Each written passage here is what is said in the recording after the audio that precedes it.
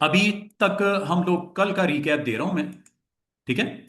कल हमने क्या किया था स्टूडेंट्स कि एक सिंपल सा स्ट्रक्चर को स्टडी किया था। एक बिल्डिंग होती है ना, उसका स्ट्रक्चर बनता है। स्ट्रक्चर में याद रखना, रूट जो होती है वो HTML होता है। उसके ऊपर आपकी बिल्डिंग ब्लॉक खड़ा होता है। हेड, हेड में टाइटल होता है।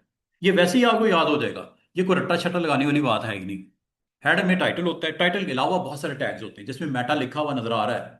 अच्छा, इसमें कुछ ऐसे टैग होते हैं जो आपके सिंगल होते हैं, इसे सिंगल टैग्स भी बोलते हैं, सिंगल टैग। लेकिन majority of the tag opening and closing के दरमियान में होता है। आप देख रहे हो, अभी तक आपके majority tag title slash title, head slash head, body का नीचे ये स्लैश बॉडी, बॉडी का एंड स्लैश बॉडी। अब बॉडी के इनसाइड आपके कल मैंने 6 टैग्स करवाए थे। H1, H2, H3, H4, H5। फर्क क्या है इनमें? साइज। जहां आपने बिग टाइटल लगाने हैं H1, छोटा करना हो, सब टॉपिक उसका हो, सब हेडिंग हो, H2 कर दो। और उसके अंदर कुछ आपने मजीद कोई सब उसकी कोई इंफॉर्मेशन देनी, H3 कर दो। 4, 5 की, 6 की जरूरत ही नहीं होती।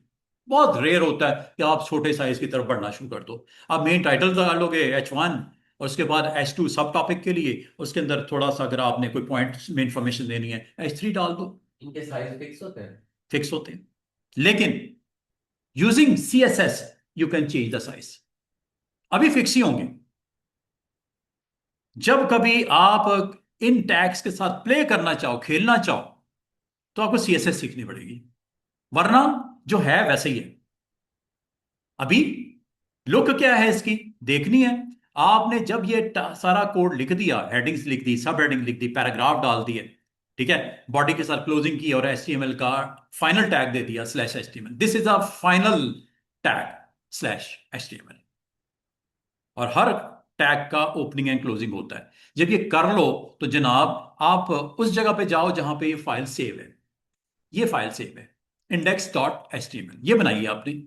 इसको आप ओपन करोगे, ओपन आप डबल क्लिक करके ओपन हो जाएगी। और ये आपकी फॉर्मेशन है। इन टैग्स को यूज करते हुए ये आपका ब्राउजर में लुक निकल रही है।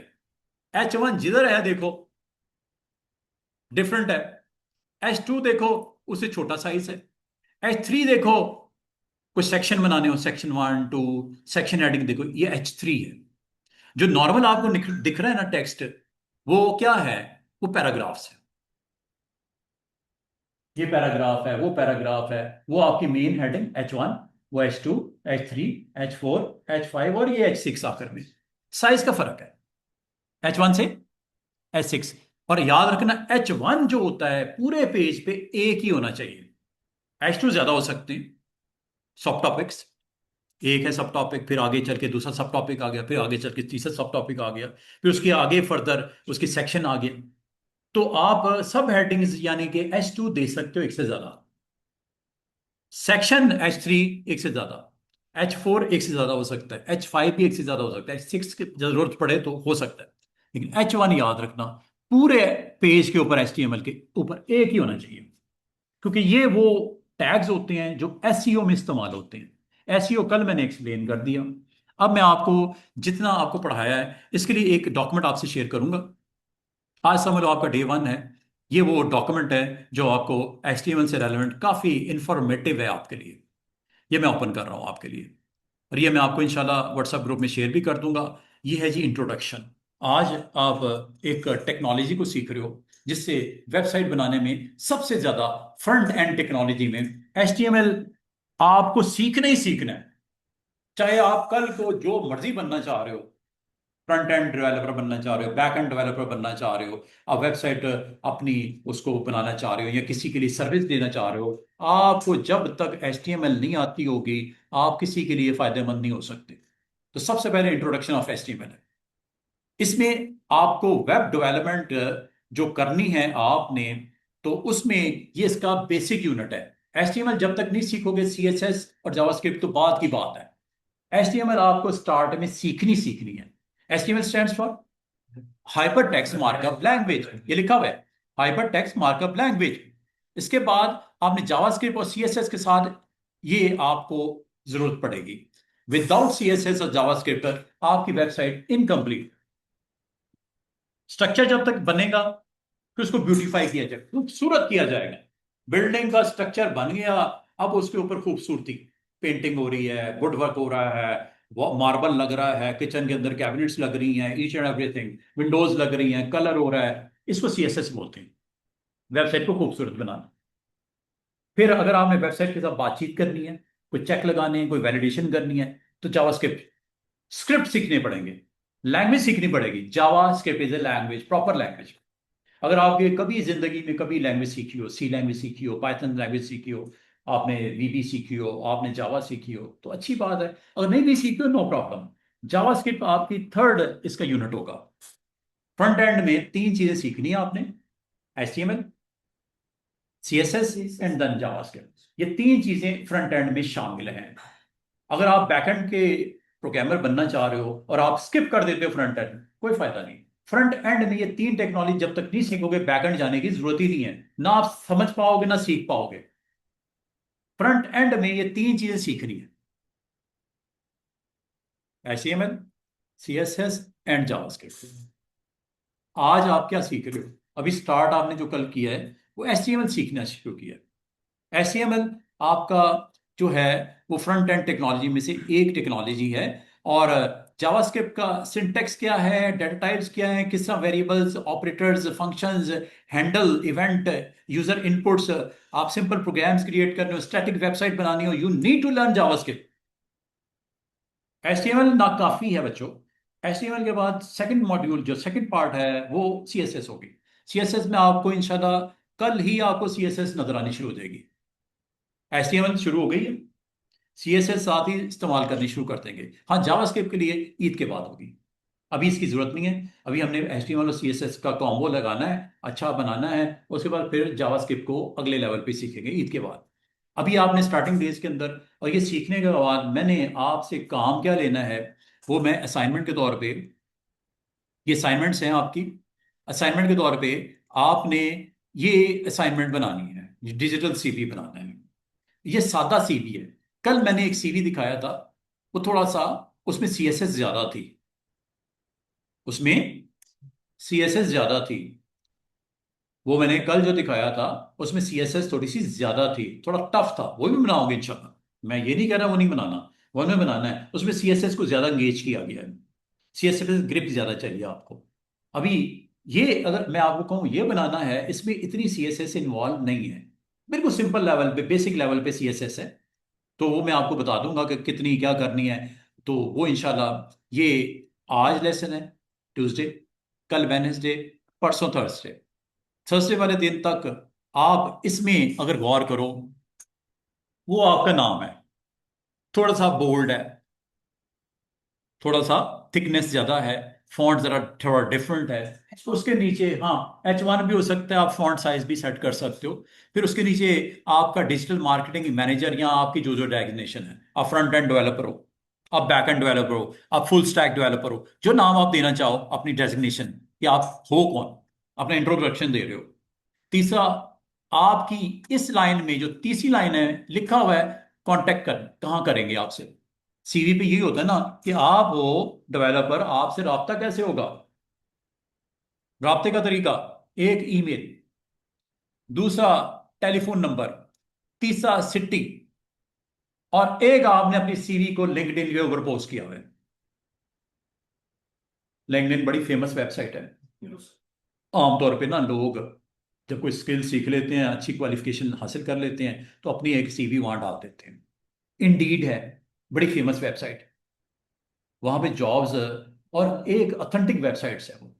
वहां पर अगर आप अपने रजिस्ट्रेशन करवा लेते हो ना, तो जो भी जॉब्स आपकी ईमेल्स के ऊपर, वो आपको भेजना शुरू कर देता है, आपके स्किल से रेलेवेंट, आपकी क्वालिफिकेशन से रेलेवेंट। एक दो बार मुझे भी शुरू में हुआ, अच्छी ऑफर्स आती हैं इंडीड के ऊपर, ठीक है, लिंक्डइन के ऊपर। ये ऐसी इंटरनेशनल वेबसाइट्स हैं, तो आपको अब्रॉड की जॉब्स भी निकलती हैं, बहरीन की, कतर की, कोई भी, इंडीड। और ये यहाँ पे अगर आप अपने आप को रजिस्टर करवा लो, लॉगिन वगैरह बना के, तो आपकी ईमेल के ऊपर जॉब्स भी आती हैं।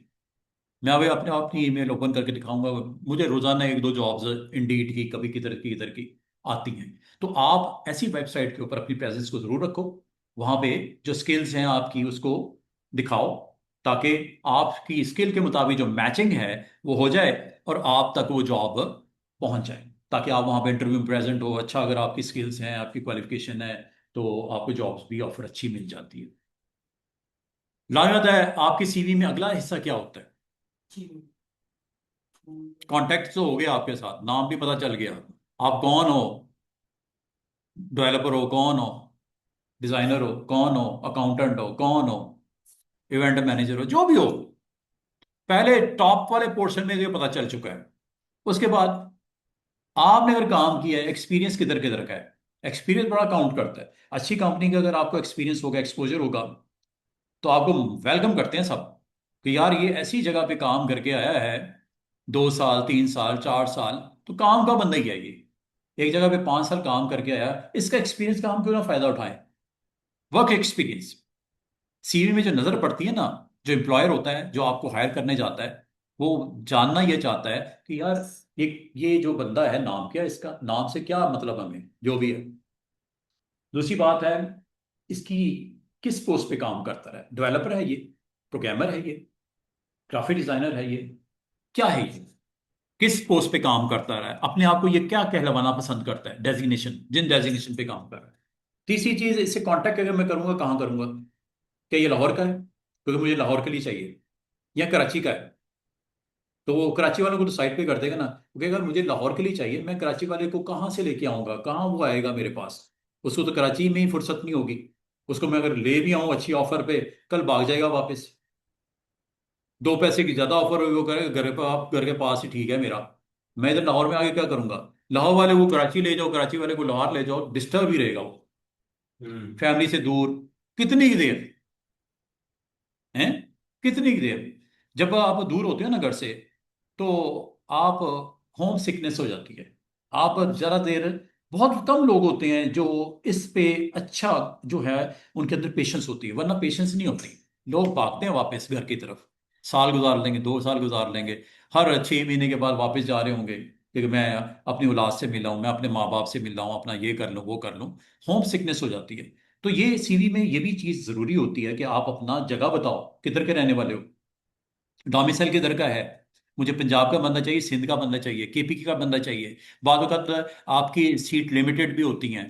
जब आपके सीवी सामने जाते हैं डेस्क के ऊपर, वो देखते हैं यार 3 बंदे पंजाब के चाहिए, 3 केपी के चाहिए, तो वो आप वहां पे इंफॉर्मेशन तो दो ना, ताकि उसको छांटी करने में, फिल्टर करने में आसानी हो, बजाय वो परेशान हो जाए देख के सीवी। तो इसका मतलब आपकी सीवी अप टू डेट होनी चाहिए, ताकि आपको हायर करने वाले बंदे के लिए आसानी रहे। फिर work experience is very important, है ना। कहाँ का, कहाँ काम करता रहा है, अच्छी पेप्सी में काम करता रहा है, कोको कोला कंपनी में काम करता रहा है, ये एलजी में काम करता रहा है, कहाँ काम करता रहा है, क्या ये जो काम करके आ रहा है, जिस पोस्ट पे काम करके आ रहा है, इतने सालों का एक्सपीरियंस है, मेरी इस जॉब के लिए सूटेबल है भी कि नहीं। मैं इसको ले आऊं, इसको मैंने अब फ्री में पालना थोड़ी है, मैंने तो इससे काम लेना है। पैसे इसको 1.5 लाख 2 लाख ऐसे थोड़ी देने हैं। काम का अगर बंदा होगा तो मैं उस पोस्ट के लिए, अगर रिक्वायर्ड है मुझे, तो रखूंगा। ये थोड़ी है कि जगह है नहीं, उसकी एक्सपीरियंस किसी और चीज का, और मैं काम उसे कोई और ले लूंगा, वो तो नहीं करेगा। वो कहेगा पिछले 5 साल मैं अब जक मार के आया हूं, ये मुझे इससे क्या काम करवा रहा है, मैं तो नहीं करता। वो आपको भी तंग करेगा, खुद भी तंग होगे। तो एक्सपीरियंस में आपने क्लैरिटी के साथ लिखना है कि आपका एक्सपीरियंस कहाँ का है, वहां पे क्या जॉब थी, डिस्क्रिप्शन क्या है, वहां पे आपने क्या क्या किया है, डिफरेंट प्रोजेक्ट्स किए हैं, डिफरेंट, ये बुलेटेड फॉर्म में आपने दे दिया।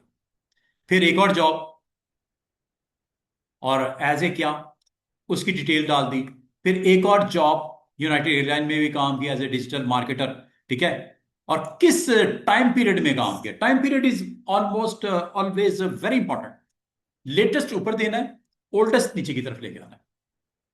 इस वक्त कहाँ काम कर रहे हो, वो सबसे टॉप पे होना चाहिए, ताकि एज ए रेफरेंस आपको कंपनी को कॉल करके पूछे, हाँ बंदा ठीक है, करेक्टर्स ठीक है इसका, इसको आप कोई तंग वंग तो नहीं करता हैं। ये ना हो, ये जांच पड़ताल करते हैं लोग, रिश्ता भी देते हैं ना किसी को, लड़की लड़का, वो भी जांच पड़ताल कर रहे होते हैं। हैं जी। तो अगर जॉब देनी है, तो जांच पड़ताल जरूरी है कि नहीं है, करते हैं लोग। पता करते हैं कि यार मैं इसको हायर करना जा रहा हूँ, कंपनी से जरा पता तो करूँ इसके पीछे वाली कंपनीज जो जहां भी 10 साल पहले काम कर रहा था, 5 साल पहले काम कर रहा था, या अभी काम कर रहा है, जरा पूछ तो लूं इसका करेक्टर तो ठीक है, कोई केस वेस तो नहीं बना हुआ इस पे, हैं? आए और मुझे तंगी करना शुरू कर दे। तो ये आपके जनाब वर्क एक्सपीरियंस, आपकी वो पीरियड, आपका रोल क्या है वहां पे, क्या करते आ रहे हो, ये 3 चीजें होती है वर्क एक्सपीरियंस में, कि कहाँ का कंपनी का नाम, पीरियड यहां से लेके यहां तक, प्लस किस किस रोल में काम कर रहे थे, कर क्या रहे थे वहां। 4-5 काम जो भी आपको असाइन किए हुए थे वो आपकी डिटेल होनी चाहिए। और ये करने के बाद अगली बात जो होती है जिसपे नजर पड़ती है, एजुकेशन क्या आपकी, स्किल्स क्या आपके पास, क्या मुझे फायदा देगी। एजुकेशन में मतलब मास्टर्स किया हुआ है, ग्रेजुएशन किया हुआ है, पीएचडी किया हुआ है, इंटरमीडिएट है, मैट्रिक है, अंडर मैट्रिक है। और स्किल्स, स्किल्स क्या है इसकी, कंप्यूटर स्किल्स क्या है, ये क्या एमएस ऑफिस जानता है, क्या ये वेबसाइट डेवलपमेंट टूल्स को, टेक्नोलॉजीज को समझता है, बैकएंड में ये रिएक्ट वगैरह को, फ्रेमवर्क्स को समझता है, क्या इसको डेटाबेसेस की सेंस है, ईच एंड एवरीथिंग। ये अब आपने, और याद रखना सीवी जो है ना, 1 पेज ही काफी होता है। किसी के पास इतना टाइम नहीं है कि वो ऐसे पलट के दूसरा पेज, किसी को शौक होता है 4-4 पेजेस का सीवी बनाने का, कि मैं तो हूं, मैंने तो अपने आप को बताना ही है, खुल के बताना है और डिटेल में बताना है, इतना टाइम किसी के पास नहीं होता। 1 पेज का सीवी ही होना चाहिए, टू द पॉइंट बात करो उससे। अब वो दूसरा पलटे, तीसरा पलटे, चौथा पलटे, स्किल्स देखने के लिए एंड पे जा रहा है, एजुकेशन देखने पे एंड पे जा रहा है, क्योंकि आपने फालतू की वहां पे अपनी बोंगियां मारी हुई हैं। इतनी डिटेल भी नहीं देनी चाहिए, उतनी टू द पॉइंट बात करो, कंसाइज हो, अप टू डेट हो, और आपका 1 पेज ही काफी होता है। जो अच्छे लोग होते हैं, प्रोफेशनल लोग होते हैं, वो इतना ही बनाते हैं, ठीक है ना। अब आपको फिजिकली टेबल पे वहां पे ड्रॉप कर रहे हैं ऑफिस में जाके, या उसको इंटरनेट पे डिजिटल सीवी के तौर पे अपना वहां पे रखा हुआ है। मिसलन आपकी कंपनी में 10 लोग एम्प्लॉय काम करते हैं, हम लोगों ने क्या किया कि हमने 10 के 10 जो लोग मेरे पास काम करते हैं उनके रिज्यूमे अपलोड किए हुए हैं। कोई अगर किसी पर्सन के बारे में जानना चाह रहा है, कंपनी के साथ जो कनेक्ट है, उनको उनकी सीवीज वहां पे अपलोड किए हैं, जो देखना चाहे देख ले, मोस्ट वेलकम। कि एक्सपीरियंस लोग हैं, ये इनकी डिटेल है, कोई डाउट नहीं करना। अगर आप में कोई ट्रांजैक्शन कमिट करनी है, या कोई चीज़ आप ऑनलाइन स्टोर है आपका, 5 लोग हैं, इनकी डिटेल ये पड़ी हुई है, कोई मसले वाली बात नहीं है।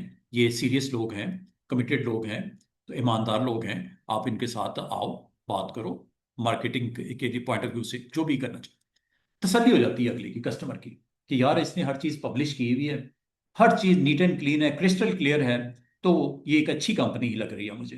तो बताने का मतलब है, एक अदद आप लोगों ने अपना क्या बनाना है, डिजिटल सीवी। अब इस डिजिटल सीवी में कुछ टैग्स आपको लर्न करने पड़ेंगे। अभी तक आपको इसमें से कुछ चीजें बताई हैं, कुछ मैं बताने लगा हूं।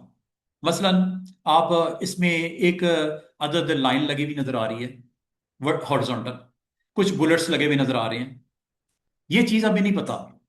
कल हमने H1 H2 H3 H4 H5 H6 तक किया, या पैराग्राफ लिखने सीखे थे, पी और स्लैश पी के दरमियान, इसके अलावा हमने कुछ भी नहीं किया, ठीक है। तो आज अगर मैं आपको ये डॉक्यूमेंट ओपन करके दिखा रहा हूं, तो आप हो वेब साइट डेवलपमेंट करने जा रहे हो, तो वेबसाइट डेवलपमेंट में क्या होता है, आप वेबसाइट्स बनाते हो।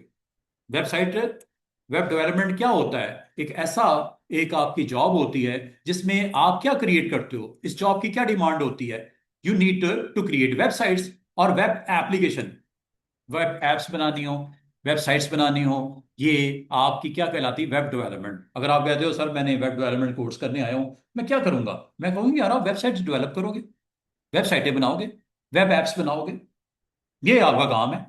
तो वेब डेवलपमेंट का मतलब क्या होता है, आमतौर पे इसको वन लाइनर में हम ये देते हैं, ये वेबसाइट बनाने वाला बंदा या वेब एप्स बनाने वाला बंदा जो है वो वेब डेवलपर कहलाता है। इट मींस यूजिंग, और इसके अंदर क्या है यूज होंगे, कुछ टूल्स यूज होंगे, डिजाइन, बिल्ड एंड पेजेस को मेंटेन करने के लिए। आप क्यों सीखते हो, वाई लर्न वेब डेवलपमेंट, वजह क्या होती है, एक स्किल है, ये एक स्किल है जो आप सीखते हो। आजकल दौर है स्किल सीखने का। आपकी क्वालिफिकेशन जो भी है, इंटरमीडिएट हो, आप ग्रेजुएट हो, आप मास्टर्स हो, आपने आगे जो है आगे डिप्लोमास किए हुए हैं, आपने कंप्यूटर्स के कोर्सेज किए हुए हैं, तो वो अपनी जगह पे। तो अब आपको कुछ स्किल्स आनी चाहिए, स्किल्स फॉर सेवरल रीजंस। एक स्किल हम क्यों सीखते हैं कि आप डिजिटल लिटरेट पर्सन हो, डिजिटली मतलब कंप्यूटर, डिजिटल मतलब कंप्यूटर्स की स्किल्स आती हैं, डिजिटल लिटरेट हो या डिजिटल इलिटरेट हो। आप इंटरव्यू के लिए जाते हो, आपको कहते हैं डिजिटल लिटरेट हो, आप मुंह देखते हो, सर इसका मतलब क्या होता है डिजिटल लिटरेट? मतलब कंप्यूटर की नो हाउ है कि नहीं है? डिजिटल लिटरेट का मतलब कंप्यूटर की नो हाउ है। एक होता है लिटरेट पर्सन हो, मतलब पढ़े लिखे हो, अनपढ़ तो नहीं हो, पढ़े लिखे हो, क्या क्वालिफिकेशन है आपकी, इंटरव्यू में पूछ रहे हैं। साथ में अगली बात आपको करते हैं डिजिटल लिटरेट हो, तो आपने उसके मुंह की तरफ नहीं देखना। जी सर, डिजिटली मैं काफ़ी जो अपने आप को कंफर्टेबल फील करता हूँ, डिजिटली मैं लिटरेट पर्सन हूँ, मुझे वेबसाइट डेवलपमेंट के टूल्स भी सीख रखे हैं और भी इससे रेलेवेंट जितनी टेक्नोलॉजीज हैं वो भी, इसकी भी अवेयरनेस है मुझे, I am digital literate person. तो ये आप जो वेब डेवलपमेंट कोर्स करने आए हो, अपने जो आपका नाम है उसके ऊपर स्टैंप लगाने आए हो कि आप you are a digital literate person. ये स्किल इसलिए सीख रहे हो कि आप उस लाइन में शामिल रखना चाह रहे हो अपने आप को कि आप डिजिटली लिटरेट पर्सन हो। ये है जी सबसे पहली रीजन वेब डेवलपमेंट लर्न करने की। When you learn web development you find out how websites are made. आ जाएगा ना कि वेबसाइट बनती किस तरह है? आ जाएगा, तो आप वेब लिटरेट पर्सन हो, डिजिटल लिटरेट पर्सन हो।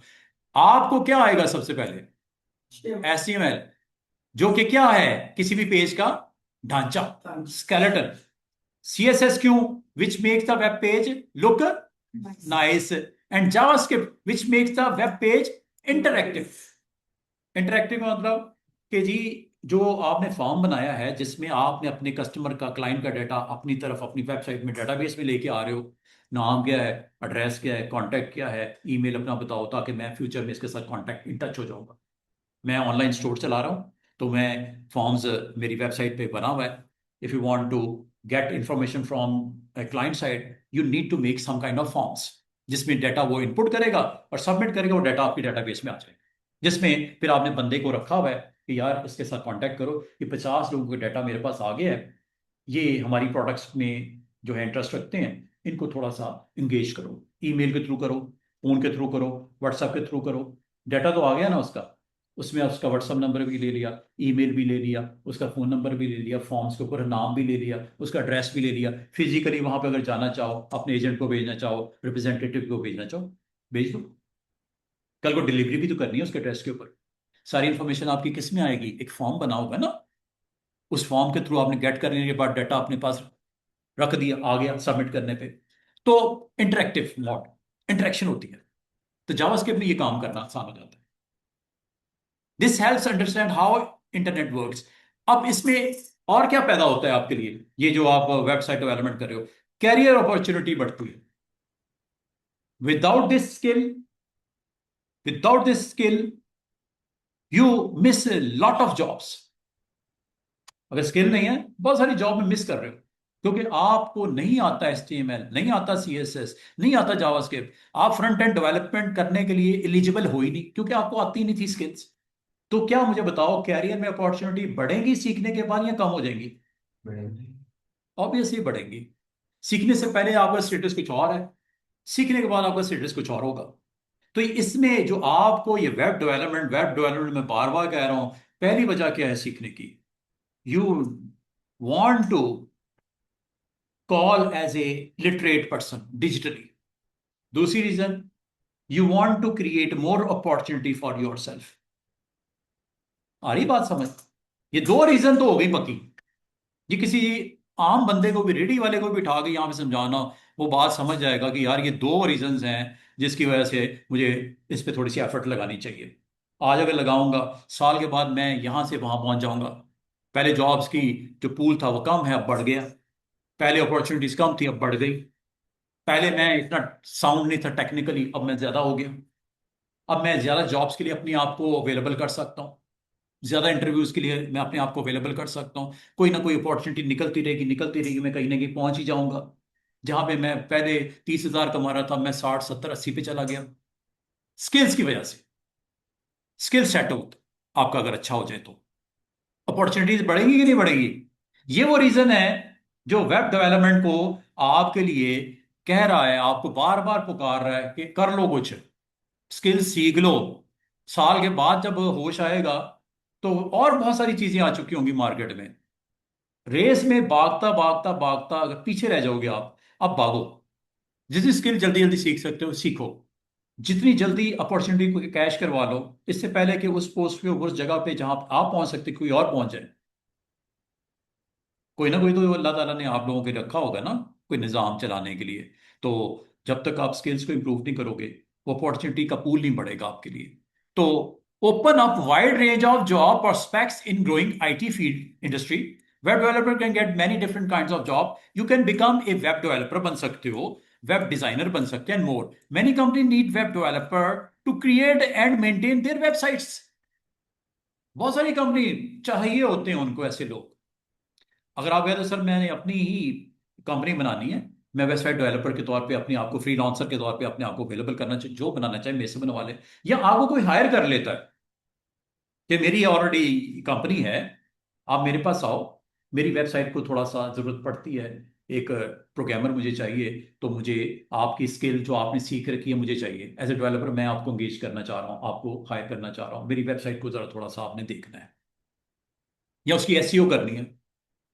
जब तक वेबसाइट डेवलपमेंट नहीं आएगी, एसईओ तो दूर की बात है ना, वो तो अगला लेवल है स्किल का। एसईओ रैंकिंग करने के लिए, जिसमें से दो टैग्स मैंने कल बोले, उसमें अब आप एसईओ की तरफ भी आपका माइंड में सेट कर रहा हूं। स्किल्स को जितना आप स्केल अप कर लोगे, उतना आपकी चांस बढ़ जाएगा। आप कहते हो सर मैं फ्रंट एंड डेवलपर हूं, ये कहता है मैं फ्रंट एंड डेवलपर के साथ एसईओ भी कर लेता हूं। वो पीछे हमारा बैठा हुआ दोस्त कहता है सर मैं फ्रंट एंड डेवलपर भी हूं, एसईओ भी हूं, फुल स्टैक डेवलपर हूं, फ्रंट एंड नहीं फुल स्टैक डेवलपर है। किसकी मांग ज्यादा है? फुल स्टैक वाले की, एसईओ भी आती है उसको।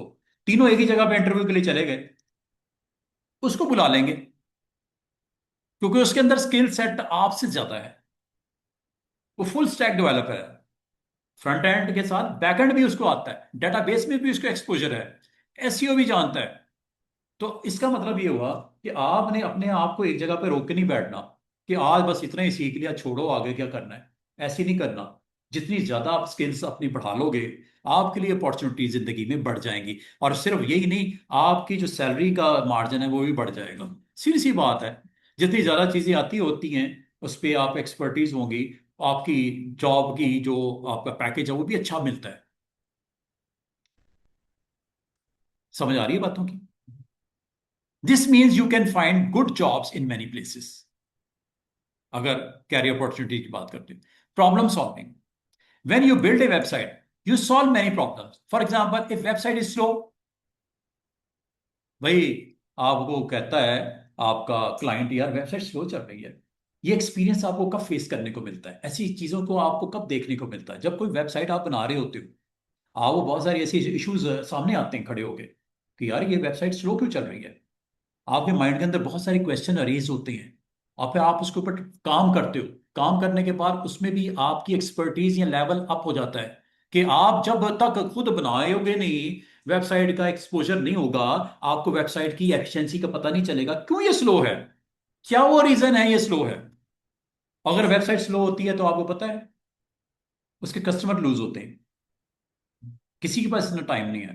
कोई ऑनलाइन स्टोर पे जाता है, वो ऐसी वेबसाइट को पसंद करता है जहां पर रिस्पॉन्स अच्छा हो, फ्रेश और फ्रीक्वेंसी उसकी और उसकी एफिशिएंसी अच्छी हो, कम से कम टाइम में वेबसाइट का कंटेंट लोड हो जाए। एक वेबसाइट ओपन की, अब वो तो बैठे हुए, ना उसके इमेजेस आ रहे हैं ना उसकी डिटेल आ रही है, आई है तो 1 मिनट लग गया। ऐसी वेबसाइट बहुत जल्दी आपकी बिजनेस से आउट हो जाती है। ऐसी वेबसाइट को पसंद नहीं करते।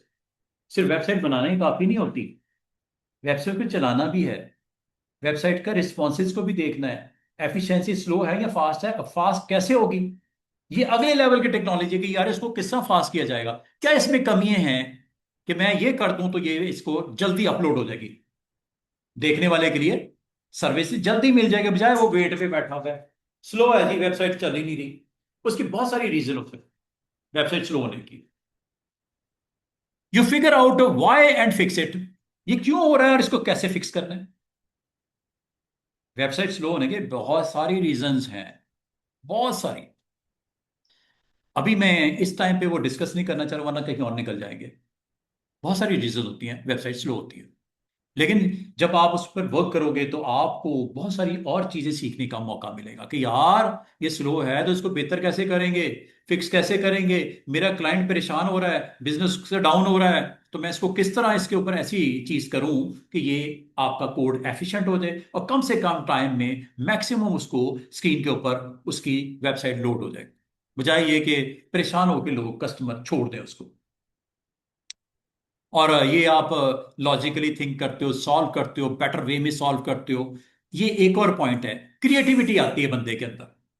अगर एक ही जगह पे रूम में बंद कर दो दरवाजे और कोई टेक्नोलॉजी ना सीखो तो आपका माइंड ब्लॉक हो जाता है, स्टक हो जाता है, जंग लग जाता है। तो इसीलिए लोग कहते हैं पढ़ा करो, बुक्स की रीडिंग किया करो, अच्छी टेक्नोलॉजी चैनल वॉच किया करो, अच्छे यूट्यूब का कंटेंट देखा करो, ताकि आपका माइंड क्रिएटिव हो, ब्लॉक ना हो जाए, स्टक ना हो जाए, जंग ना लग जाए, पानी भी खड़ा रहे हफ्ता दो हफ्ता तो वो भी गंदा हो जाता है पानी। तो एक अगर आप फ्लो होगा पानी में तो वो साफ रहता है फ्लो की वजह से। इसका मतलब है आपने अपनी लर्निंग हैबिट्स को इस तरह डेवलप करना है कि सीखते रहो, रुकना नहीं। रुक गए तो जंग लग जाता है, फिर जो सीखा वो भी जाता है। तो ये क्रिएटिविटी कब आती है? Allow you to create visual appealing and interactive website जब बनाते हो, अच्छे आइडियाज आते हैं, web development lets you creative आप हो जाते हो। You can design website with cool layouts, अच्छे कलर्स, अच्छे लेआउट्स और इंटरेक्टिव फीचर्स के साथ जब जाओगे तो you can create a personal, आप ब्लॉग्स बना सकते हो, पोर्टफोलियो बना सकते हो, अपने आर्ट को शो कर सकते हो, making your own unique websites भी बना के मार्केट कर सकते हो। उसके बेस के ऊपर आप फाइवर के ऊपर चले जाओ, अपवर्क पे वो चले जाओ, अपने स्किल्स को शोकेस करो। बहुत सारे लोग अट्रैक्ट अट्रैक्ट होते हैं आपके आर्ट वर्क के ऊपर, आपकी जो स्किल्स के बेस के ऊपर आपको डिफरेंट इस तरह के क्या मिलती हैं, अपॉर्चुनिटीज मिलती हैं आपके साथ। लोगों का पूल बढ़ता है और आपका जो लोग आपके स्किल सेट से फायदा उठाना चाह रहे हैं। देखो हर कोई तो नहीं सीखता, अगर 100 में से एक बंदा सीख रहा है, बाकी 99 लोगों ने नहीं सीखा, तो लाने मतलब उन्होंने कहां से काम करवाना है? आप ही लोगों से ना जिसने एक सीखा है। एंटरप्रेन्योरशिप का मतलब होता है कि as a web developer skills को सीखने के बाद आप अपना ऑनलाइन बिजनेस खुद भी स्टार्ट कर सकते हो। आप अपना, ये इसी तरह है जिस तरह एक चीज स्किल आ जाती है। आप बहुत अच्छे पेंटर हो, मिसाल दे रहा हूं, पेंटिंग बड़ी जबरदस्त बनाते हो, तो आप अपनी कंपनी ओपन कर सकते हो जहां पे आप पेंटिंग प्रोवाइड कर सकते हो कस्टमर्स को। या आप वेबसाइट डेवलपर हो, अपनी स्किल्स को आप सेल कर सकते हो कि मुझे वेबसाइट डेवलपमेंट आती है। आप में से कोई दोस्त अगर कोई वेबसाइट अपनी बनवाना चाह रहा है तो ये मेरा एड्रेस है, ये मेरा कॉन्टैक्ट है, मेरे साथ आप आओ, मैं आपको बड़े इकोनॉमिकल प्राइस के ऊपर और with in that period 5 days में 6 डेज में आपको मैं वेबसाइट आपकी बना दूंगा। तो आप अपना बिजनेस भी तो स्टार्ट कर सकते हो। अगर आप किसी कंपनी के साथ नहीं भी कनेक्ट होना चाह रहे हैं, आप कहते हो मैंने नौकरी किसी की नहीं करनी, मैं अपनी कंपनी चलाना चाह रहा हूं, बिल्कुल मोस्ट वेलकम। बस आपका वो लेवल हो कि आपके काम की तारीफ हो, मार्केट में आपका नाम बन जाए। एक दफा नाम जब बन जाता है काम मिलना शुरू हो जाता है।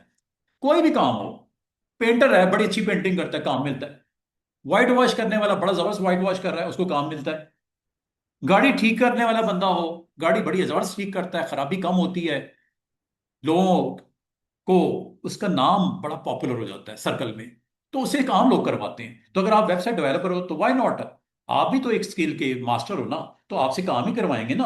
आपको दुत्कारेंगे थोड़ी कि दफा हो, तुझसे नहीं करवाना, तेरे तो काम ही नहीं है, समझ आ रहा? ठीक है।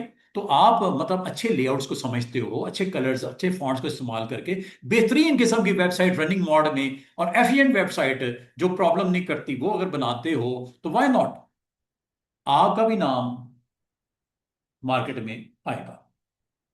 बेसिक कंपोनेंट्स में जो आपको सीखना पड़ता है, जो कल मैंने आपको बताया था, आपको फ्रंट एंड डेवलपमेंट टूल सीखने पड़ते हैं।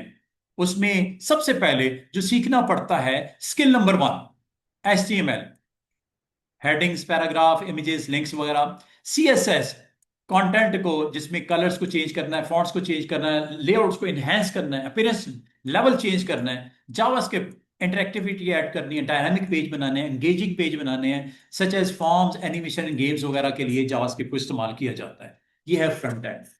अब आ जाओ जरा बैक एंड। बैक एंड का मतलब क्या होता है? Server side. बैक एंड का मतलब होता है डेटाबेसिस, ये बैक एंड पे होता है। फ्रंट एंड साइड आपके एंड के ऊपर, ब्राउजिंग एंड के ऊपर। एक होता है बैक एंड। आप गूगल के ऊपर जीमेल अकाउंट अपना बनाते हो, वो जीमेल अकाउंट आपका जीमेल सर्वर्स के ऊपर होता है लॉन्च, वहां पे आपका अकाउंट रजिस्टर होता है, वहां पे आपका पासवर्ड जाके स्टोर होता है, डेटाबेस में जाके स्टोर होता है। और नेक्स्ट टाइम आप जब जीमेल अकाउंट पे जाते हो पासवर्ड देके, तो आपकी वेरिफिकेशन होती है सर्वर के ऊपर। अगर अकाउंट वैलिड है, पासवर्ड सही है, तो फिर आपको सर्विसेज मिलती है। ऐसे ही है। आप मिजान बैंक पे जाते हो, आप अल्फला बैंक पे जाते हो, हर एक की अपनी वेबसाइट है, वहां पे आप लॉगिन बनाते हो। अमेजोन पे जाते हो, अपना लॉगिन बनाते हो, डेटाबेस पीछे है, सर्वर्स पीछे हैं। ये सारी चीजें आपकी, जहां पे आप वेबसाइट अपनी रखते हो, उसे बोलते हैं वेब सर्वर। कल को ना आप लोगों ने भी अपनी वेबसाइट बनानी है, किसी कंपनी की वेबसाइट चलानी है, तो वेबसाइट आपके घर पे थोड़ी उसको स्टोर करना है, वो कोई सर्वर होगा इंटरनेट के ऊपर, जो आपको बहुत सारी ऐसे आपको मिल जाएंगी साइट जो सर्विसेज देती है, जहां पे आप अपनी डोमेन परचेज करने के बाद होस्ट करवाओगे अपना कंटेंट, HTML CSS इमेजेस, सब कुछ वहां पे रखोगे, और पब्लिक एक डोमेन लेके वो आप ऑनलाइन आप लाइव कर दोगे अपने सर्वर को। आपके वर्ल्ड में जितने भी क्लाइंट हैं आपकी वेबसाइट पे जाएंगे, www आपका नाम खलील, खलील sports.com, खलीलgames.com। नींद आ रही है? तो आपने जो भी डोमेन परचेज किया है, और डोमेन बहुत ही आपने अच्छी थिंकिंग के साथ, अच्छी कंसिडरेशन का डोमेन परचेज करना जो पॉपुलर भी हो जल्दी। ऐसा डोमेन नहीं ले लेना जो जुबान पे नहीं चढ़ रहा हो, समझ ही ना आ रहा हो, बहुत मुश्किल हो, नाम भी बड़ा लॉन्ग हो। नॉर्मल सा नाम, डोमेन नेम अमेजोन बड़ा पॉपुलर हो गया, Microsoft.com, Dell.com, आमतौर पे कंपनी का नाम के ऊपर ही डोमेन होता है। Dell.com, CNN.com, JioNews.com, डोमेन, इसे बोलते हैं डोमेन। तो डोमेन आपने जब लेना है तो सोच समझ के लेना है। जैसा चीजियस नाम है ना, बन गया डोमेन, उन्होंने लगाया है चीजियस ही होगा। KFC, McDonald, TIA, air blue, Shaheen airway, Saudi airline, fly Dubai, नाम, उनकी वेबसाइट्स बनी हुई हैं उन्हीं नामों पे। तो डोमेन जब आप परचेज करते हो तो ये भी देखते हो अवेलेबल है भी कि नहीं। इसका मतलब है जब आप कंपनी के लिए वेबसाइट फाइनलाइज करने जाओ, चेक कर लो कि जो नाम रखा है कंपनी का, उसका डोमेन जितनी जल्दी हो परचेज कर। ये ना हो कि पूरी वेबसाइट बन गई, नाम आपने अपना रख दिया, सारी दुनिया में घुमा भी दिया, जब गए वेबसाइट को ऑनलाइन करने, डोमेन अवेलेबल ही नहीं है, वो किसी और ने लिया हुआ है, फिर सारा किया कराया बेड़ा गर्क। तो जब हम आमतौर पे जब आप किसी कंपनी की वेबसाइट को बनाते हो ना, तो आप सबसे पहले अपने क्लाइंट से पूछो डोमेन परचेज कर लिए, क्या कंपनी का नाम रखा है, क्योंकि उस नाम से ही होगा ना आपकी वेबसाइट, वेबसाइट उसी नाम से होगी ना। तो आप पहले नंबर पे क्या कोशिश करो, डोमेन परचेज कर लो। और डोमेन परचेज करने की नेम चीप है, GoDaddy है। अगर आप इसके बारे में जानना चाह रहे हो कि मुझे देखो वेबसाइट हमने बनानी है, मिसाल के तौर पे मैं चाह रहा हूं मैं 3 महीनों के बाद अपनी वेबसाइट लॉन्च कर दूं, या किसी कंपनी की वेबसाइट में बनाने में उसकी हेल्प करूं, तो सबसे पहले क्या होगा? जी बच्चों, क्या होना चाहिए? Domain. Tell me, I want to purchase domain, tell me websites. वो वेबसाइट तो बताओ भाई, 3 महीने के बाद मैंने लॉन्च करनी है कंपनी, कंपनी का नाम मैंने सोच लिया है, जब मैं डोमेन परचेज करने गया वो मिला ही नहीं। अब कंपनी का डोमेन वही होना चाहिए, जो कंपनी का नाम है वही वेबसाइट के ऊपर आना चाहिए, www, Airblue, PIA, CNN, KFC, Cheesious. हाँ, डॉट के बाद क्या होगा? कमर्शियल वेबसाइट है .com होना चाहिए, गवर्नमेंट की वेबसाइट है .gov होना चाहिए, अगर सर्विसेज की वेबसाइट है .net होना चाहिए। ये डॉट के बाद वाला पार्ट भी इंपॉर्टेंट है। नाम कंपनी का जो भी है, डॉट के बाद कंपनी की वेबसाइट का जो कंटेंट है वो सर्विसेज के हिसाब से कमर्शियल वेबसाइट है रीजनल वेबसाइट है, कमर्शियल वेबसाइट है, ऑर्गेनाइजेशन है, गवर्नमेंट की साइट है। It is very important. Domain का हिस्से में ये भी शामिल होता है। जरा देखते हैं जनाब, बताओ भी है कोई?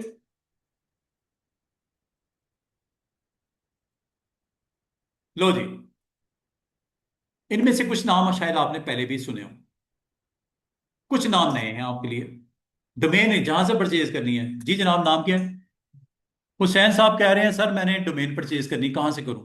कोई नाम तो बताएं, अच्छी सी वेबसाइट जो मुझे तंग ना करे बाद में। Name cheap, best for beginners, affordable prices हैं, फ्री भी हैं इसमें कुछ। अच्छा, GoDaddy इज वेरी पॉपुलर। हम आमतौर पे GoDaddy से परचेज करते हैं। Very popular and easy to use. But renewal जब होता है ना, फर्स्ट टाइम आपको चीप रेट पे दे देता है। जब वो साल के बाद रिन्यूअल होता है, वो चार्ज करता है ज्यादा। वो इसलिए करता है कि यार स्टार्ट में तो मैंने आपको इसलिए दिया था कि अब आप न्यू कंपनी हो, स्टैब्लिश हो रही हो, जरा थोड़ा बहुत पैसे तो कमा लो। जब कमा लोगे एक साल के बाद बताऊंगा तुम्हें। मतलब डॉलर में वो थोड़े से ज्यादा पैसे लेता है, इतने भी नहीं कि अफोर्डेबल नहीं है, कोई इतने भी नहीं ले लेता। जब आप लाखों रुपया या डॉलर कमा रहे हो तो चंद डॉलर देने में क्या तकलीफ है?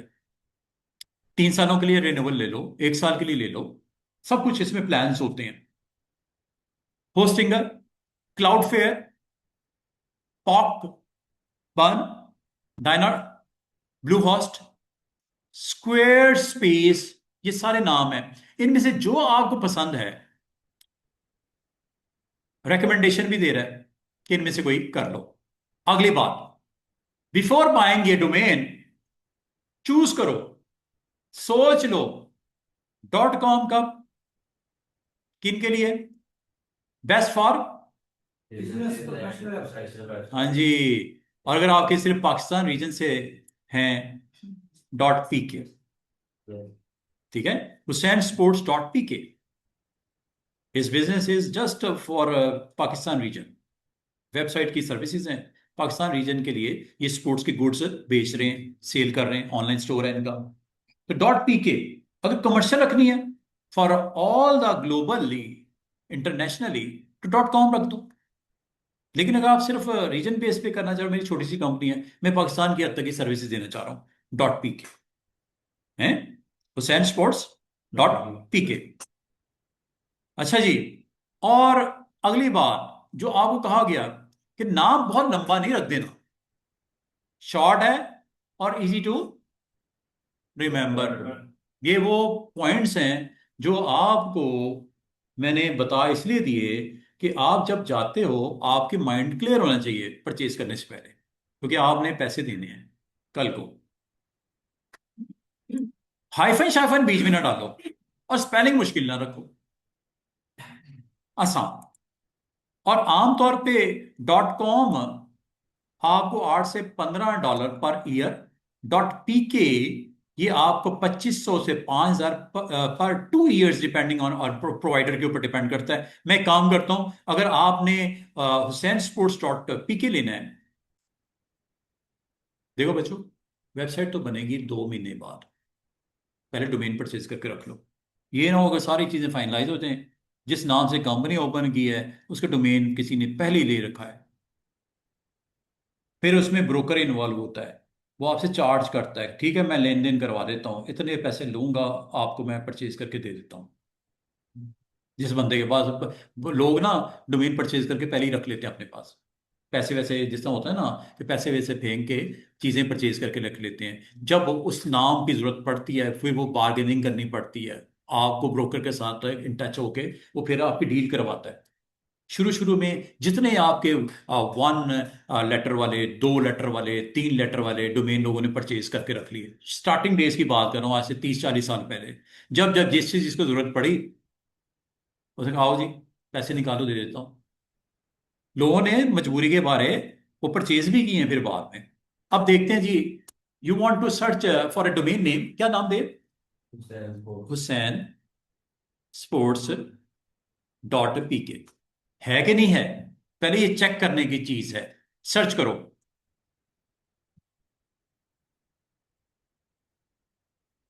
गोडैडी सर्च है जी, सॉरी, उसने पहले आधी माजरत कर ली, कुछ और रखो नाम, ये अनअवेलेबल है।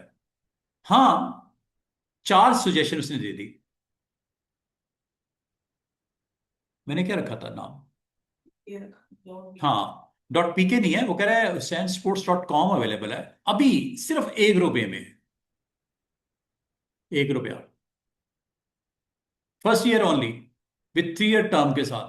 पहले साल आपको 1 रुपया, उसके बाद लाने था रिन्यूअल जब होगी, वो आपको वही बता रहा था वेबसाइट पे कि स्टार्टिंग में वो बड़ा ही मुनासिब रेट मिल जाता है, जब रिन्यूअल आती है ना, रिन्यूअल, उस वक्त थोड़ी सी प्राइस आपको पे करनी पड़ती है। वो ये समझता है कि स्टार्ट में मैं चलो इसको थोड़ा सा सपोर्ट दे देता हूँ, जब वेबसाइट चल जाएगी, ट्रैफिक आ जाएगी, इसकी अच्छी बिजनेस आना शुरू हो जाएगा, तो फिर इससे हम तकरीबन 5,000 ले लेंगे, जैसे इसने लिखा हुआ है। एक्चुअली इसको कितना चार्ज करना चाह रहा है, रुपीस वो लिखा हुआ है सामने, 4,999। काट के उसने क्या है, अभी आपको 1 रुपए में दे देता हूँ। वो कह रहा है आपने बिजनेस आपने चलाना है, मैं आपके लिए हाजिर हूँ, 1 रुपए में ले लो। हाँ, बाद में मैं हो सकता है मैं 5,000 लूँ इसका रिन्यूअल टाइम। और भी हैं, हुसैन स्पोर्ट डॉट स्टोर के नाम से, ये इतना पॉपुलर नहीं है डॉट स्टोर, लेकिन लोग रख लेते हैं नाम, हुसैन स्पोर्ट्स डॉट स्टोर के नाम से परचेज कर लो। और भी हैं, ऐप के नाम से, कोई ऐप इन्होंने लॉन्च की, डॉट ऐप के नाम से ले लो, पाक स्पोर्ट रख लो, काफी महंगा है भाई, पाक स्पोर्ट बाय करो अच्छा। कुछ लोगों ने ना प्रीमियम प्राइस के ऊपर आपको कहा है कि अगर आप विलिंग हो मैं इतना पैसे लूंगा आपसे। कितना है ये? 2 लाख, 2,51,546 में कह रहा है मुझसे बाय करो। पर ये कुछ लोग होते हैं वो परचेज करके ना उसको लगा देते हैं डिस्प्ले में कि ये मेरे पास है, इंटरेस्टेड हो तो मेरे साथ कांटेक्ट करो, मैं आपको ये डोमेन दूंगा। वो उसने लेके रख, मैंने आपको बोला लेके रख लेते हैं लोग, और फिर डिस्प्ले में लगा देते हैं। आप में से हो सकता है जी आपको यार नाम तो बड़ा जबरदस्त है, पाकिस्तान में बिजनेस रन करना चाह रहा हूँ, पाक स्पोर्ट्स अच्छा नाम लग रहा है, क्या नाम है? parksports.com। लेकिन उसके लिए वो आपसे वैल्यू चार्ज कर रहा है, ले रहा है ना, 2 लाख रुपया, तकरीबन 2.5 लाख रुपया आपसे चार्ज कर रहा है। तो ऐसे नाम आमतौर पे लोग जिनके पास पैसा होता है ना, वो इन्वेस्ट कर देते हैं, ताकि फ्यूचर में जिनको ये नाम पसंद आ रहा है, मैं कहता हूँ यार नाम तो बड़ा शानदार है, शॉर्ट भी है और पाकिस्तान से रेलेवेंट भी है, parksports.com, अच्छा लग रहा है। तो अगर मेरा ऐसा बिजनेस है तो मैं हो सकता है ये लेने में इंटरेस्टेड हो जाऊं, लेकिन ये फ्री नहीं है, ये ऑलरेडी किसी ने परचेज किया हुआ है, जो आपको बाय करना पड़ेगा। इस तरह लेबल उसने करके रख दिया, तो जस्ट आपको ये कार्ड करना है ऐसे, और उसके बाद आपको अपना जो डेबिट कार्ड है उसके थ्रू आपने पेमेंट करनी है, तो ये आपके लिए आपके हवाले आपको मिल जाएगा। फिर आप अपनी वेबसाइट बनाओ सुकून से, इसका अपना कंट्रोल पैनल होता है, वहां पे जाके अपनी जो आपकी HTML है, CSS है, जावास्क्रिप्ट है, पिक्चर्स हैं, इमेजेस हैं, वो सारे वहां पे अपलोड कर दो, और ये आपको लाइव अब हो जाएगा। जो भी www.parksport.com करेगा आपकी वेबसाइट ओपन हो जाएगी, उसी तरह जैसा आपकी इस वक्त स्क्रीन के ऊपर मैं बनाऊंगा, वही वेबसाइट आपकी ऑनलाइन हो जाएगी। नाम क्या होगा उसका? www.parksports.com। अभी तो मैं इंडेक्स कह रहा हूँ ना, index.html वगैरह वगैरह। ये पेज आपका जब www के साथ करेंगे, इसकी कुछ सेटिंग करनी पड़ती है थोड़ी सी, वो भी बताएंगे आपको। सेटिंग में आप जब ये सेटिंग कर लोगे, तो जब कभी आप www.parksports.com करोगे, आपका पहला पेज जो ओपन होगा वो index.html ही होगा। बाय डिफॉल्ट वो पहले पेज को जिसको पिक करता है उसका नाम index.html इसीलिए रखते हैं कि इसकी सेटिंग ऐसी होती है कि जब आप उस डोमेन के नाम के साथ एंटर करते हो, वो सबसे पहला पेज उसको एज ए लैंडिंग पेज के तौर पे, first page of your company के तौर पे, उस पेज को पिक करता है जिसका नाम index.html। इसलिए कहा जाता है कि कंपनी का पहले नाम, कंपनी के जो आपका पेज है, जो लैंडिंग पेज है, जो फर्स्ट पेज है, उसका नाम हमेशा index.html ही रखना चाहिए। ये नहीं abc.html, 123.html, ये कोई नाम नहीं होते।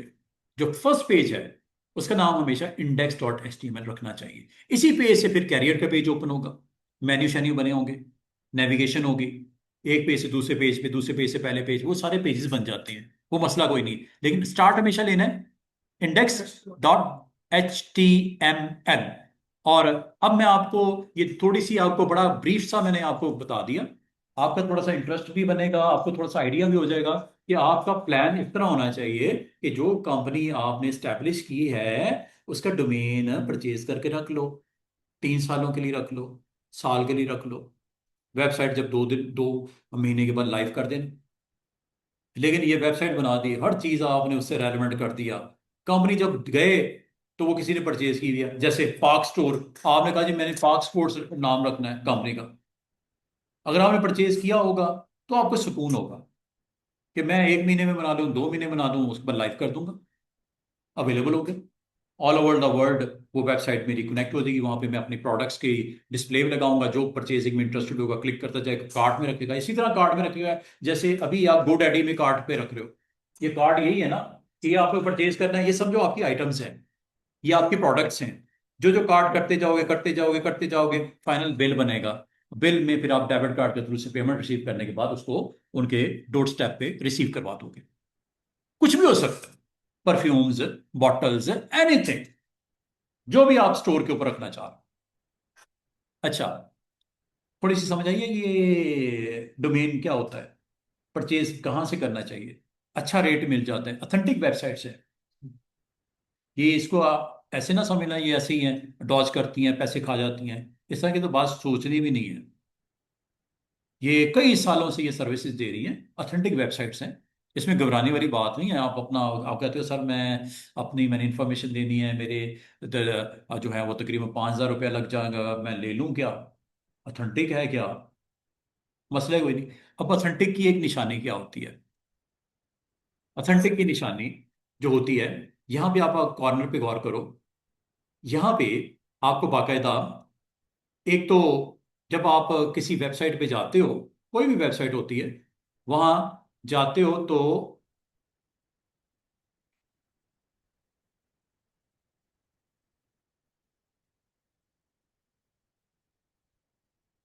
जैसे अमेजोन है, फेमस है ना,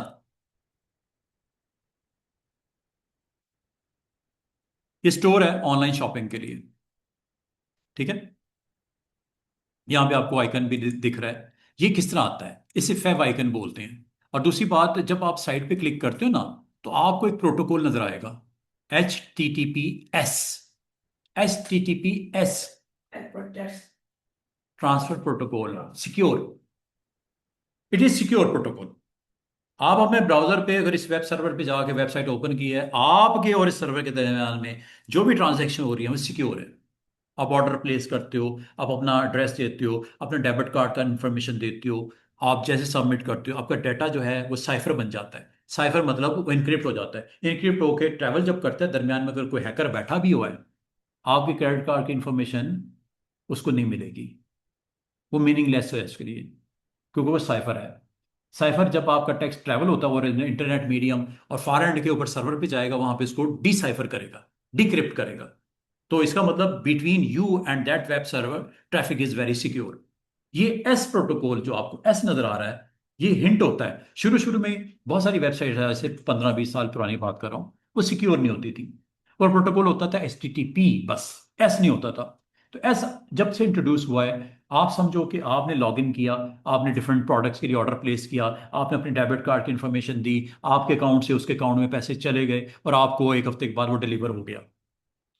तो between your browser and that web server traffic is totally secure. ये एस की वजह से होता है।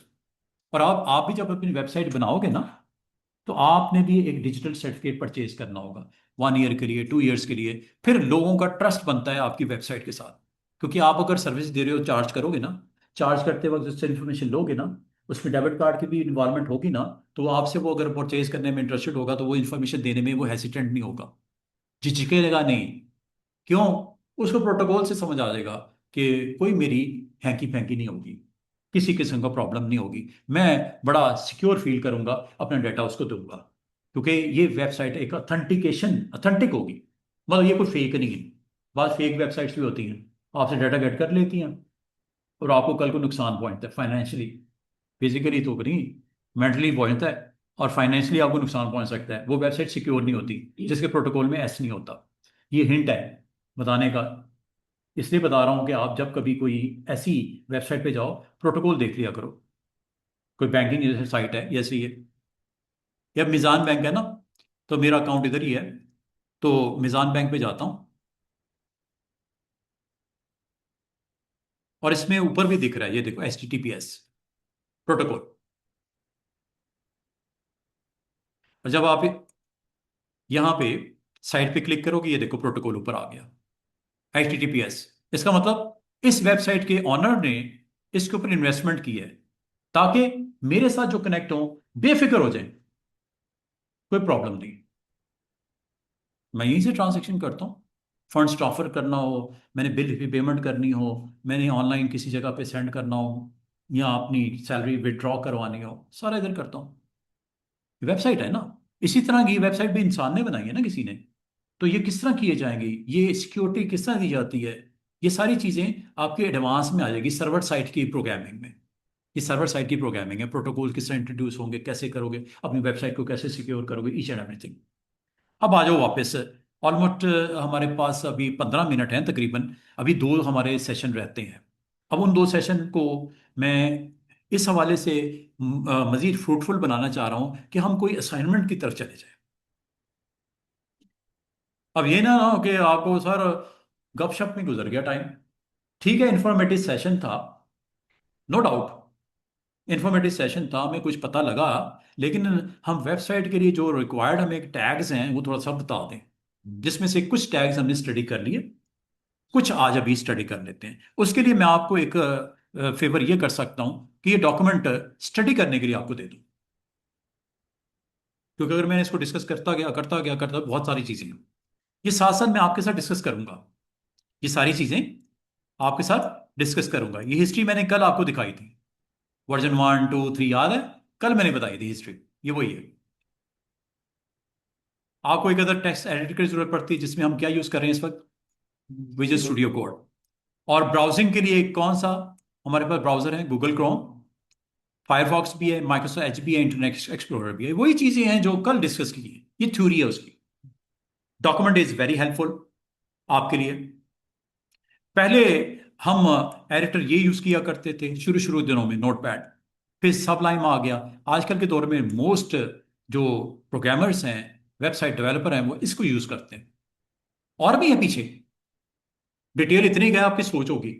चैट जीपीटी से पूछो कितने सारे आपके ऐसे आईडीज हैं जो मार्केट में एग्जिस्ट करते हैं। हाँ, हर कोई सक्सेसफुल नहीं होता, हर किसी की मार्केट वैल्यू नहीं बढ़ती। कुछ बहुत सारी स्पेशल फीचर्स होती हैं, रीजंस होते हैं जिसकी वजह से कोई ना कोई चीज आगे निकल जाती है रेस में। तो visual studio code is right now winner. समझो कि ज्यादातर डेवलपर की पसंद यही है, विजुअल स्टूडियो कोड। हाँ, इसको देखोगे कैसे, कोई ना कोई ब्राउजर यूज करोगे। ये माइक्रोसॉफ्ट का है, ये विंडोज आपका 2015 आया था विंडोज 10 के साथ।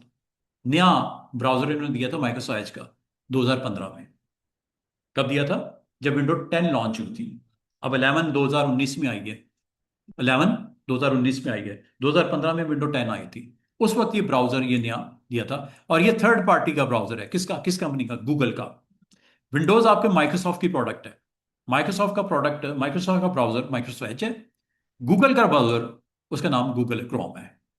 अब आप गूगल इस्तेमाल कर लो, बहुत सारे लोग गूगल को पसंद करते हैं, ब्राउजर गूगल क्रोम को पसंद करते हैं। गूगल क्रोम आपको डाउनलोड करना पड़ता है। माइक्रोसॉफ्ट एज या इंटरनेट एक्सप्लोरर ऑलरेडी होता है विंडोज में, बिल्ट इन। अगर आपको क्रोम में काम करना है, मैं ये आपको मजबूर नहीं करता, क्रोम में काम करता है, आपको डाउनलोड करना पड़ता है। google.com पे जाओ, डाउनलोड, आप कहो क्रोम, तो डाउनलोड करके इंस्टॉल होता है, फिर आपको क्रोम मिलता है। और ये वो आपकी बेसिक स्ट्रक्चर है जो कल से सिखा रहा हूं आपको, वही चीजें हैं। हाँ, बेसिक स्ट्रक्चर में ये क्या है, ये रूट एलिमेंट है, ये हेड सेक्शन है जिसमें मेटा इंफॉर्मेशन होती है, और कुछ स्पेशल आपके टैग्स होते हैं लाइक टाइटल। टाइटल क्या शो करता है, जो आपके ब्राउजर टैब में नजर आता है। ये वही चीजें हैं जो कल बताई।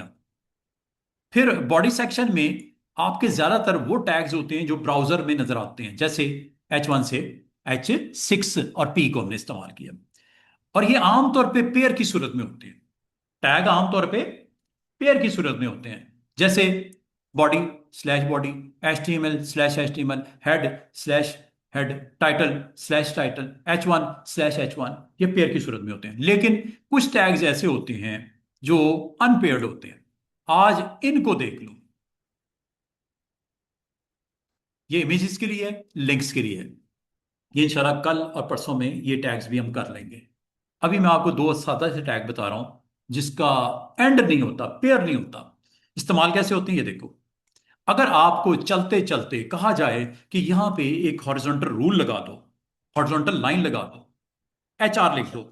हॉरिजॉन्टल रूल के लिए HR होता है, सिर्फ HR, कोई कंटेंट नहीं होता, कोई /HR नहीं होता। ये जहां लगेगा एक ऐसे हॉरिजॉन्टल लाइन लग जाती है।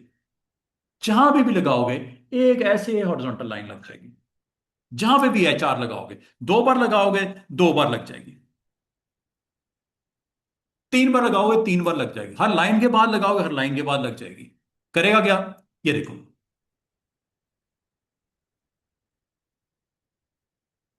ये आपका इंडेक्स पेज है ना, ये वही है जो आपने जिसमें चेंजेस किए हैं। ये है हॉरिजॉन्टल रूल जो हेडिंग के बिल्कुल नीचे लगा हुआ है।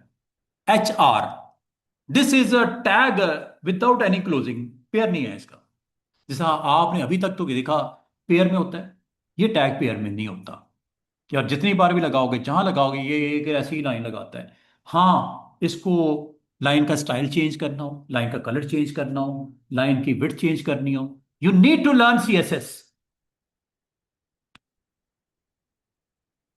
स्टाइलिंग करनी हो, CSS स्टाइल देना है, इसमें स्टाइल नहीं है कोई, सादा। आपने इसको डैशेस में करना है, आपने इसको डॉट्स में करना है, इसका कलर आपने रेड करना है, इसकी थिकनेस पर आपने बढ़ानी है। CSS, क्योंकि CSS के बगैर ये काम मुश्किल है। तो वहां पे आपको याद आएगी कि यार CSS भी कोई बला है स्टाइलिंग करने के लिए। Cascade style sheet, cascade style sheet, 3 types है, इनलाइन, इंटरनल और एक्सटर्नल। ये तीनों करेंगे इंशाल्लाह। अच्छा, अच्छा, एक तो आपने देखा HR, एक आप देखोगे BR। BR का मतलब होता है कि आपकी टेक्स्ट की फ्लो चल रही है, टाइटल में चल रही है, H1 में चल रही है, उस फ्लो को ब्रेक करने के लिए BR लगाते हो। उस फ्लो को ब्रेक करने के लिए, मिसाल के तौर पे मैं चाह रहा हूं ICC ट्रेनिंग और कंप्यूटर सेंटर अगली लाइन में चला जाए, BR इज देयर। जहां ये लगाओगे वहां ब्रेक लग जाएगी। Like you want to break after this point, break is there, ये अगली लाइन में चला जाएगा। इस पॉइंट से आगे जो है वो अगली लाइन में शिफ्ट हो जाएगा, न्यू लाइन, ब्रेक करूं। अच्छा, एक और चीज सुन लो, ये आपको हर दफा कोड लिखने के बाद यहां जाना पड़ता है जहां पे कोड सेव है, इंडेक्स डॉट, फिर ओपन होता है। आज एक एक्सटेंशन इंस्टॉल करने लगे हैं ताकि ये मसला हल हो जाए। एक्सटेंशन जो होती है वो यहां से इंस्टॉल होती है।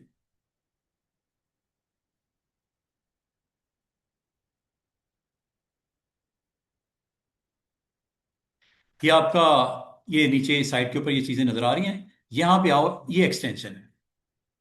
दोबारा सुनिएगा, ये आपको यहां पे कुछ आइकन दिख रहे हैं साइड पे, नहीं दिख रहे? इसको मैं थोड़ा देर कर देता हूं। ये आइकन दिख रही है, Yes. ये लिस्ट को ऑन करने के लिए जिसमें आपने इंडेक्स पर क्लिक किया हुआ है,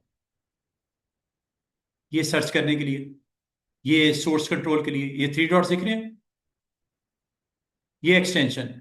अगर आपको डायरेक्ट जंप करना है Ctrl+Shift+X भी कर सकते हो। इससे पता क्या होगा, आप एक एक्सटेंशन इंस्टॉल कर लोगे जिसका नाम होगा लाइव सर्वर। ये देखो, वो रोला ही खत्म हो जाएगा कि बार बार उधर जाना, वापस इधर आना, बार बार उधर जाना, वापस इधर आना। लाइव सर्वर के नाम से इसको सर्च कर लो।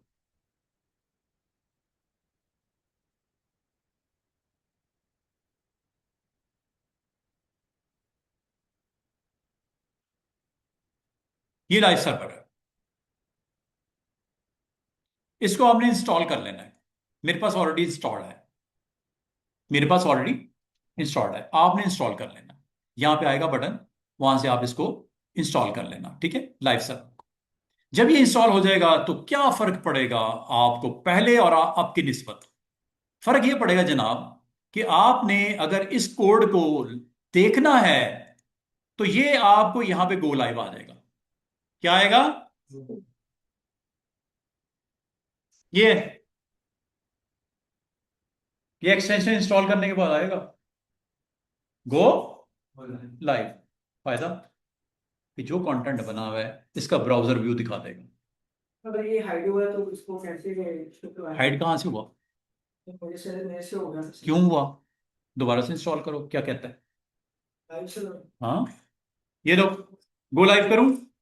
Just you need to click and here is the result. पहले क्या करना पड़ा था? आपको जाना पड़ रहा था हैं फोल्डर में, वेब डेव 2026 में वाले में, फिर उसमें इंडेक्स पेज पे डबल क्लिक करना पड़ता था, फिर रिजल्ट आता था। अब वो मसले खत्म हो गए। लाइव सर्वर ये टेस्टिंग के लिए होता है। आपने जो कुछ बनाया टेस्ट करो। ये जरा करो यार सब लोग, लाइव सर्वर एक्सटेंशन ऑन कर लो, फिर आगे पढ़ाता हूं।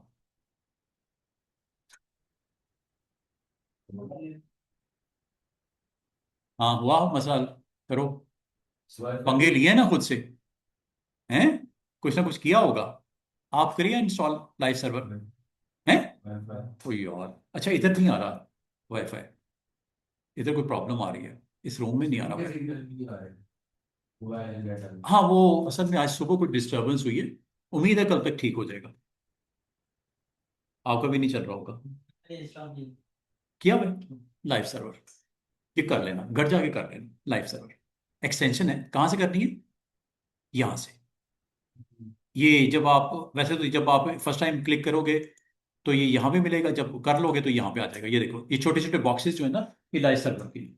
यहाँ पे आप जाओगे और यहाँ पे आपने लाइव सर्वर करना है।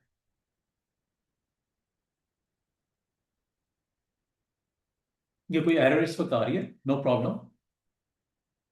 तो बताने का मतलब है इसको, ये एक्सटेंशन है जो सपोर्ट देती है आपको कि आप अपने कंटेंट को टेस्ट कर सकते हो स्क्रीन के ऊपर। तो जो किया, ओके गुड, लाइव सर्वर, इसको इंस्टॉल कर लेना। अच्छा आगे चलते हैं। अब आपने जो मजीद, अभी आपने दो टैग और आज सीखे, एक HR, एक BR। हो गया, चल गया लाइव सर्वर। इसके लिए इंटरनेट चाहिए होगा आप लोगों को। एक्सटेंशन सर होती है लाइव सर्वर। हाँ, आप ना इसको, ये इनका देख लो। तो लाइव सर्वर आपकी एक एक्सटेंशन होती है जिसको ऐड करना पड़ता है, और ये ऐड करते ही यहां पे इसके बॉटम बार में आ जाता है। यहां पे ये देखो, ये पोर्ट 5500 के ऊपर अगर आपका ऑन है, क्लोज करो, डिस्पोजिंग कर रहा है, फिर गो लाइव हो गया। ये जब कभी कोई चेंज करो, गो लाइव करके देख लो। और ये जहां पे ब्रेक लगाया, गौर किया आपने? कहां ब्रेक लगाया था? इधर कंप्यूटर सेंटर अगली लाइन में आ गया।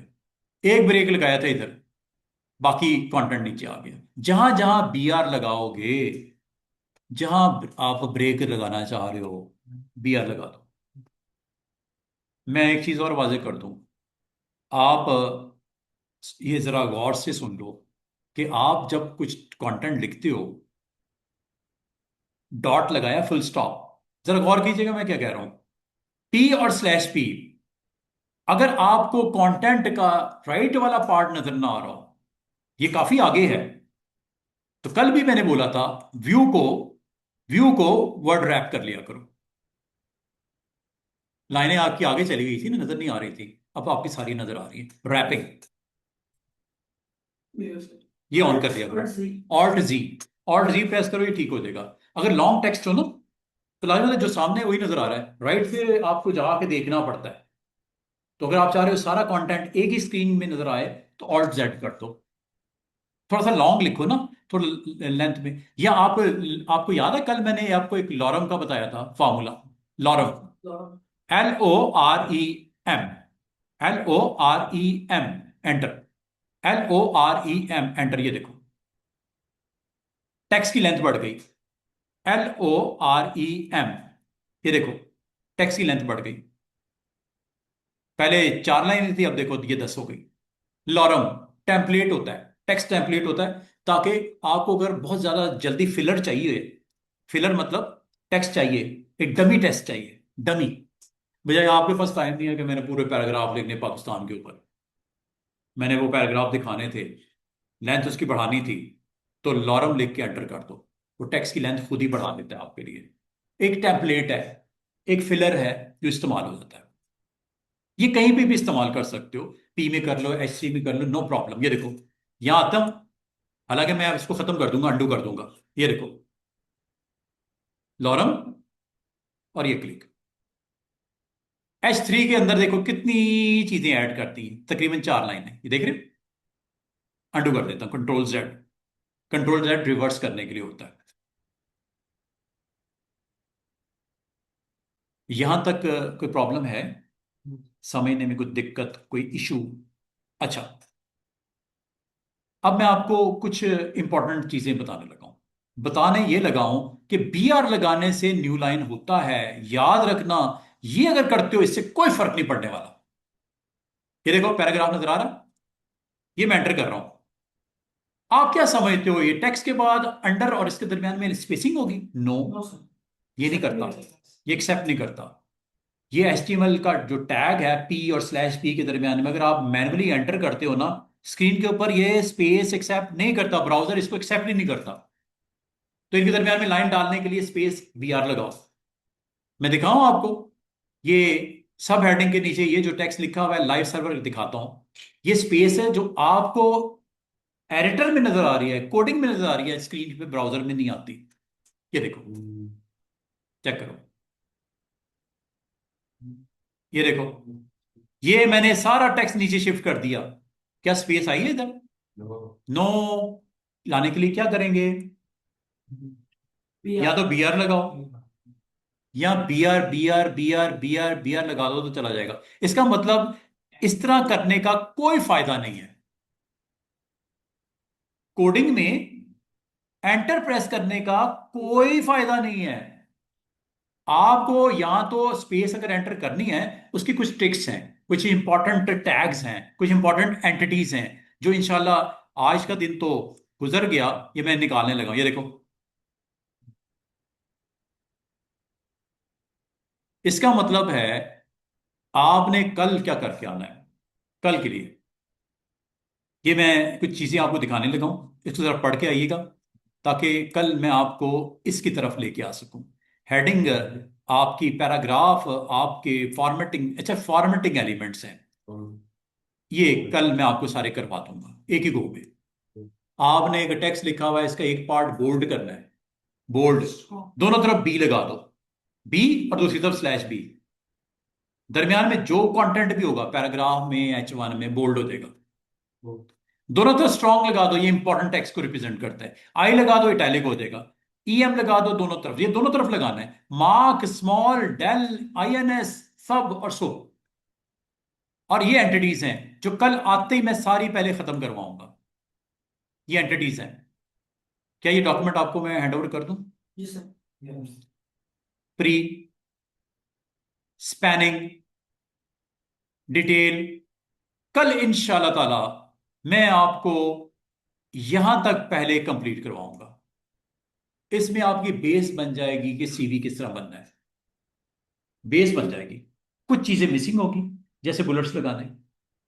बुलेट्स लगाने के लिए आपको कुछ और इंपॉर्टेंट टैग्स सीखने पड़ेंगे, जिसमें से एक टैग OL है, एक UL है। एक OL है ऑर्डर लिस्ट के लिए, और एक UL है अनऑर्डर लिस्ट के लिए। ऑर्डर लिस्ट का मतलब नंबर आएंगे, नंबर आएंगे, ये एक लिस्ट होती है ऑर्डर, जिसमें नंबर नहीं आते, बुलेट्स आते हैं, ये होती है अनऑर्डर। जहां पे नंबर इज इंपॉर्टेंट, OL। जहां नंबर इंपॉर्टेंट नहीं है, UL। ये इंशाल्लाह परसों तक कर लेंगे। परसों तक मैं आपको ये सारी चीजें करवा चुका हूंगा, इससे आपको CV में हेल्प होगी। देखा आपने CV? जी सर। इसमें बुलेट्स नजर आ रहे हैं, जी सर। इसमें अंडरलाइन नजर आ रही है, इसमें बोल्ड शोल्ड नजर आ रहा है। ये सारी चीजें आपकी कल और परसों में हल हो जाएंगी, और ये आपकी असाइनमेंट होगी। आपने ऑस्टिन लॉन्ग नहीं लिखना, आपने डिजिटल मार्केटिंग मैनेजर नहीं लिखना, अपना अपना जो आपका फ्यूचर है फुल स्टैक डेवलपर लिखो यहाँ, बाकी चीजें इसी तरह लिखनी है। और दरमियान में अगर आप गौर करो, आपके ईमेल, आपके नंबर और आपकी बाकी चीजों में स्पेस भी है। ये स्पेस किस तरह आएगी? Non breaking space, NBSP। ये आएगी जनाब, कल जब ये कर रहे होगे ना, ये ऐसे ही नहीं करने, इसका कल आपको फायदा पता चलेगा। ये आपको एक स्पेशल ये वैल्यूज यूज करनी पड़ेंगी, जिससे आपका ये यूज करना पड़ेगा। नॉन ब्रेकिंग स्पेस, दो वर्ड्स के दरमियान में सिंगल, याद रखना, आप अगर ऐसे ऐसे स्पेस बार प्रेस करोगे ना, दो वर्ड्स के दरमियान स्पेस ऐसे नहीं आती, दरमियान में आपको @NBSP, @NBSP semicolon, @NBSP semicolon, 3 space आ जाएगी। NBSCSP। और याद रखना, ये जो एंटर करना हो या आपने ऐसे स्पेस देना हो, कुछ नहीं होना, नहीं करेंगे। नहीं करता एक्सेप्ट। अगर आपने स्पेस देनी है, पता है आपको क्या करना पड़ेगा? And sign, non breaking space, semicolon, दोबारा 2 स्पेस देनी है, @, नॉन ब्रेकिंग स्पेस, सेमीकोलन। ये याद रखना। ये टेक्स्ट, ये देखो, आपको अभी मैं दिखाता हूं, डॉट के बाद और यू के दरमियान में 2 स्पेसेस होगी। दिखाऊं?